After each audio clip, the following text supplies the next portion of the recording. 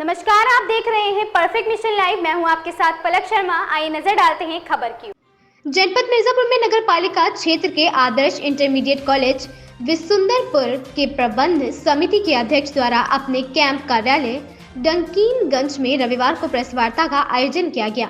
इस दौरान प्रबंध समिति के अध्यक्ष रविंद्र सिंह पटेल ने पत्रकारों को बताया कि विद्यालय के कार्यवाहक प्रधानाचार्य जयप्रकाश सरोज द्वारा पुरानी ईंट को नया दिखाकर 75,000 विकास निधि से 75,000, पत्रिका कोष से 16,300, पुनः प्रवेश विलंब शुल्क से 11,632, विज्ञान कोष से 1,40,000, शिक्षक अभिभावक सभा से 79,77,000, इस प्रकार सभी मिलाकर 83,29,992 रुपए के गमन का आरोप लगाया गया। उन्होंने बताया कि गमन के आरोप में 3 अप्रैल 2023 को निलंबित किया गया था, जिससे ये हाई कोर्ट चले गए और हाई कोर्ट के आदेश पर जिला विद्यालय निरीक्षक द्वारा टीम गठित कर जांच किया गया, जिसमें सभी आरोप सच साबित हुए और अंततः 16 फरवरी 2024 शुक्रवार को प्रबंध समिति द्वारा इन्हें भ्रष्टाचार व गमन के आरोप में बर्खास्त कर दिया गया। इस दौरान उन्होंने बताया कि आरोपी प्रधानाचार्य जयप्रकाश सरोज 100 दिन जेल की हवा भी खा चुके हैं और हताश होकर इन्होंने प्रबंध समिति के 6 लोगों पर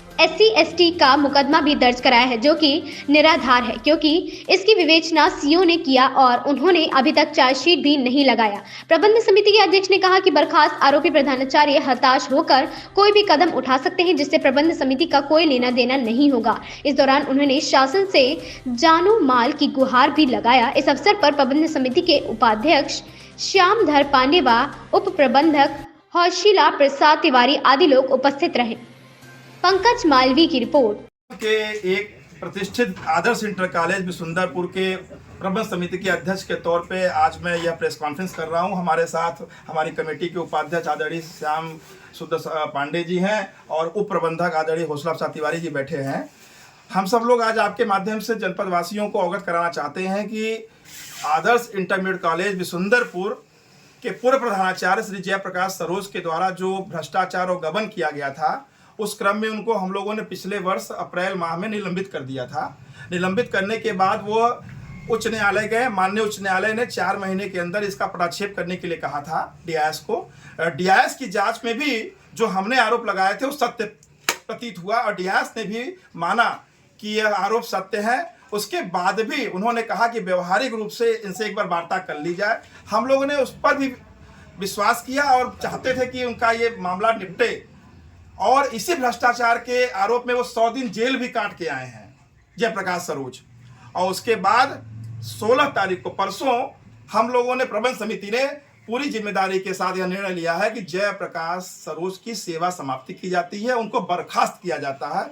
और आपके माध्यम से उद्देश्य ये है कि हमारे विद्यालय के समस्त अभिभावक छात्र छात्राएं जान जाएं कि उनका इस विद्यालय से कोई मतलब नहीं है और वह मानसिक रूप से बीमार है। तभी तो उन्होंने ना तो अपना कोई पक्ष रखा प्रबंध समिति के व्याख्या के सामने और ना अपना उन्होंने कोई तर्क दिया। आज के बाद 16 तारीख के बाद से उनका विद्यालय परिसर विद्यालय परिवार से कोई किसी तरह का नाता नहीं है। हमें डर है कि उन्होंने हमें कमजोर करने के लिए हम पे ST/ST भी आरोप लगाया, थाने गए, मुकदमा लिखवाया, लेकिन वह हमें दबाव में नहीं ले सके।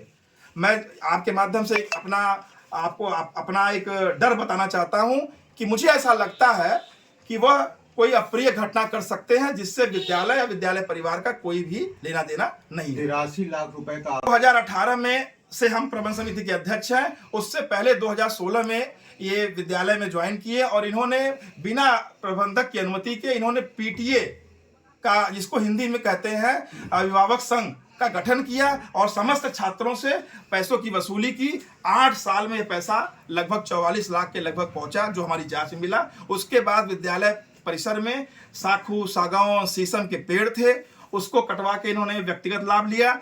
तीसरा, सांसद विधायक निधि से कुछ पैसे मिले थे जिसमें इन्होंने पुराने ईंटों का इस्तेमाल किया। इस तरह के सारे आरोपों को पाने के बाद और जो निधि थी उससे भी इन्होंने व्यक्तिगत लाभ लेते हुए टोटल आरोप जो है वो लगभग हमने 88 कहा था, लेकिन DIS साहब ने उसको 83 लाख कुछ हजार रुपए 29,000 रुपए के लगभग माना है। आपने जैसा कि कारण ये है कि जब हम लोग ने प्रबंध समिति ने अपने अधिकार का और जिम्मेदारी का बोध हुआ, हमने जांच की तो उन्होंने हमारी कमेटी पे ST/ST लगा दिया। प्रबंधक पे, पूर्व प्रबंधक पे और उनके रिश्तेदारों पे उन्होंने ST-80 लगा के डराने का काम किया। ये ST-80 एक बड़ा मुकदमा है, बड़ी आसानी से लग जाता है, उसका कोई प्रमाण नहीं है। सीओ विवेचना की है, अभी तक चार्जशीट नहीं दे पाए हैं, कोई मतलब नहीं है, निराधार है, कोई गवाह नहीं मिल रहा है। लेकिन डर ये है कि व्यक्ति को अगर हमें डराने के लिए हो सकता है कि आत्मदाह करने का प्रयास करे, हो सकता है कि मुझे गोली मरवाने का प्रयास करे, क्योंकि वो आए दिन धमकाता रहता है। उसके कुछ रिश्तेदार पुलिस विभाग में यहीं पे हैं, उसके कुछ रिश्तेदार यहाँ शिक्षा विभाग में उच्च पद पे थे जो रिटायर हो चुके हैं। इसलिए पूरी साठगांठ है और मैं इस डर को बेवजह नहीं कह रहा, इसका बेबुनियाद नहीं है, इसकी बुनियाद है। हम सब लोग परेशान हैं। हम विद्यालय में जब प्रबंध समिति में आए तो विद्यालय में 460 के लगभग बच्चे थे। आज की तारीख में 3500 से ज्यादा बच्चे हैं उस विद्यालय में, आप जाके पता कर सकते हैं। कितने लोगों के ऊपर मुकदमा दर्ज हुआ? कितने लोगों में मुकदमा दर्ज है? मुकदमा किस तरह का मुकदमा? ST में उन्होंने 6 लोगों का नाम दर्ज किया है, 6 लोगों का किया है, लेकिन अभी तक कोई उस पर फैसला नहीं। समिति में कितने लोग हैं? समिति में 12 लोग हैं।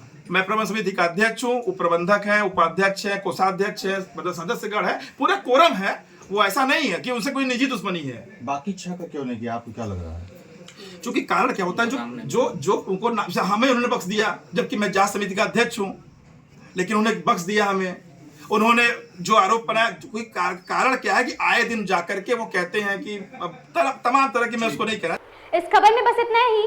बने रहे परफेक्ट मिशन लाइव के साथ।